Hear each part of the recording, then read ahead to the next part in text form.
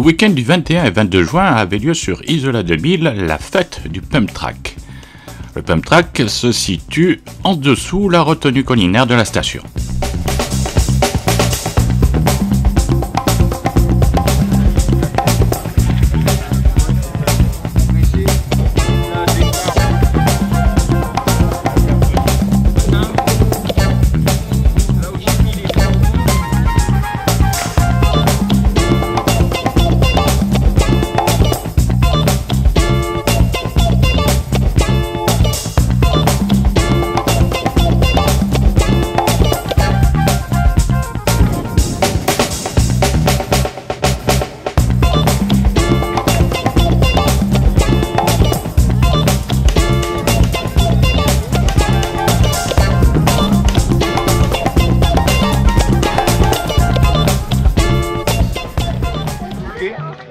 Pense bien, là, tes coudes ils étaient un peu rentrés à chaque fois.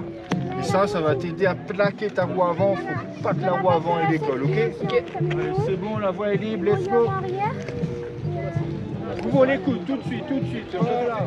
Alors, Michael, la fête du Pump Track. Un Pump Track, c'est quoi? Pump Track, c'est un endroit bitumé ou pas, et avec des bosses pour pouvoir faire le mouvement de pompage sur un vélo, sur une trottinette, sur un skateboard, et pouvoir prendre de la vitesse sans pédaler. Voilà en gros la définition. Et après il y a plusieurs pistes, du vert, du bleu, du noir, du rouge. Donc c'est adapté à tout niveau et c'est très très ludique.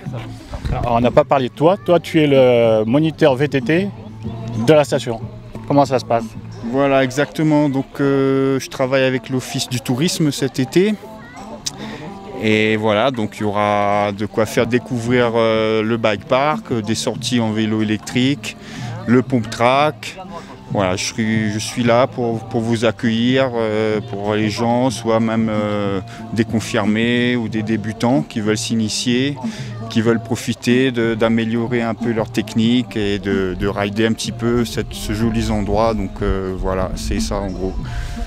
Le Pump Track, c'est un outil d'initiation pour ensuite se rendre sur les pistes, ou c'est totalement différent?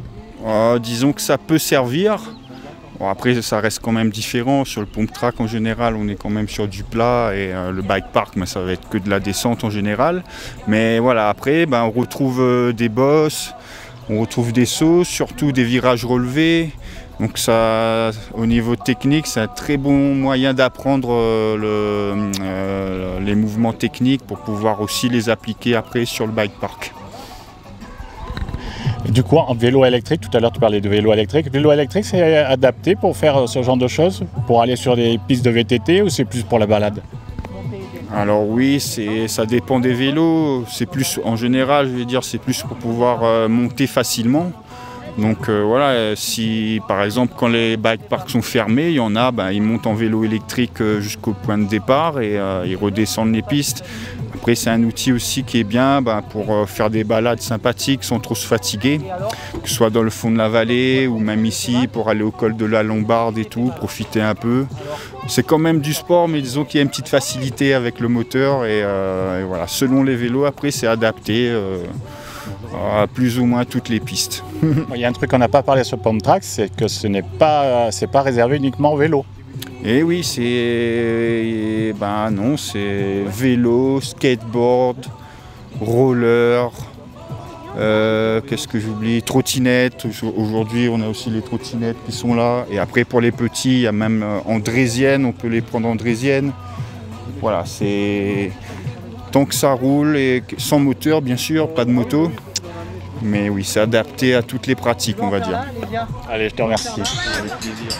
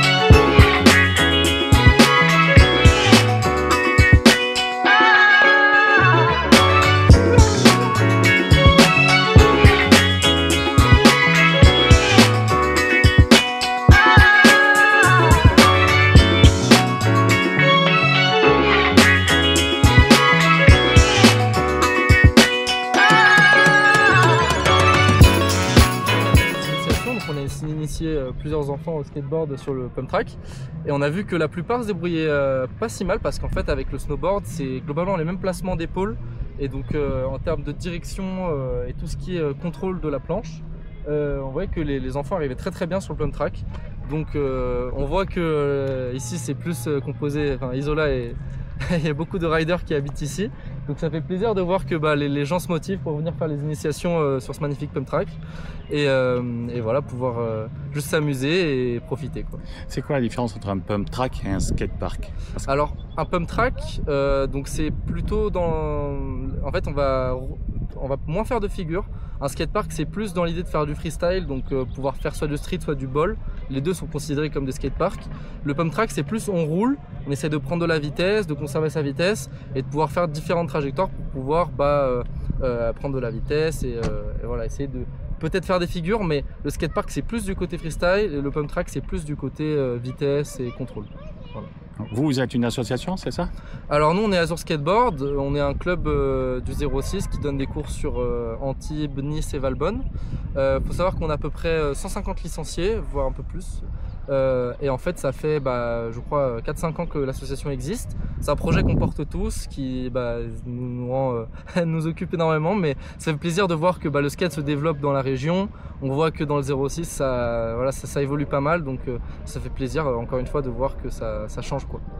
Justement, à l'époque, je me rappelle qu'il y avait un skatepark au-dessus de la gare routière, qui est maintenant la coulée verte. Où c'est qu'on peut trouver un skatepark? Alors en fait, il y a le skatepark de Comte de Falicon à Nice, celui à Jean-Bouin aussi, à la patinoire. Donc skatepark, il y en a à Antibes, il y en a un nouveau à Cannes, un nouveau bol super beau qui a été fait. À Valbonne, il y en a quelques-uns aussi, à Sofia, un au village. Et voilà, après à Vence, dans différentes communes, pareil, du 06, mais généralement c'est les villes moyennes où la mairie justement a pu mettre un peu de sous pour développer ses infrastructures.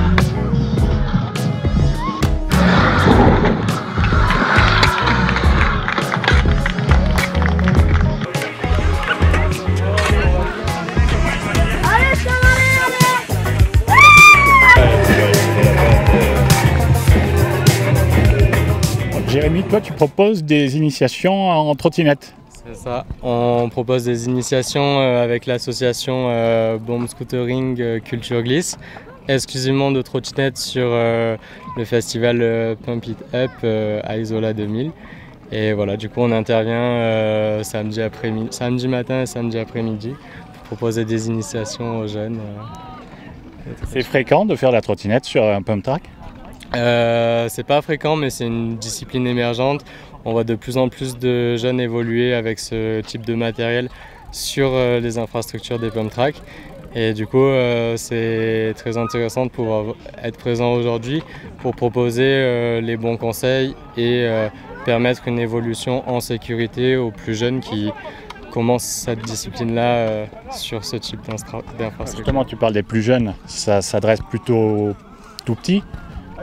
Étant donné que c'est une discipline émergente, on n'a pas encore de personnes plus âgées qui pratiquent régulièrement. Mais oui, on voit beaucoup de jeunes, par l'accessibilité du sport, on voit beaucoup de jeunes évoluer avec ce type de matériel. Ce qui est rassurant pour eux, c'est d'avoir les jambes libres par rapport au vélo, peut-être? C'est ça, et c'est aussi le fait d'avoir un guidon, ça permet une certaine stabilité au début, donc ça apporte une accessibilité à la progression qui, pour le développement des sports de glisse, est intéressante pour les plus jeunes. Quand tu parles sport de glisse, par la suite, ça apporte quoi alors sport de glisse? Nos scouts? Ouais, c'est ça, on a des marques, on a des trottinettes qui se développent de plus en plus. Aujourd'hui, on a une marque comme Hérétique qui se développe dans l'univers de la neige, qui propose des trottinettes similaires à celles du freestyle, mais adaptées à la glisse d'hiver. Donc c'est intéressant de voir cette discipline se mélanger au cours des saisons sur les stations.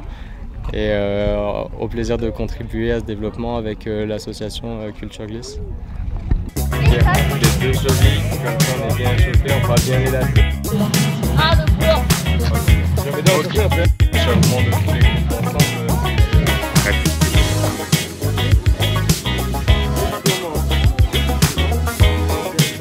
Allez, on y va tranquille, ok. Ok, ça joue au backup comme ça.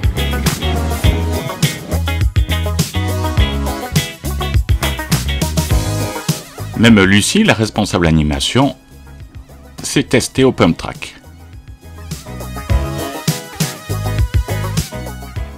Direction maintenant le village d'Isola, où avait lieu la fête de la musique. Nous débutons avec les auditions des élèves du Conservatoire départemental de musique.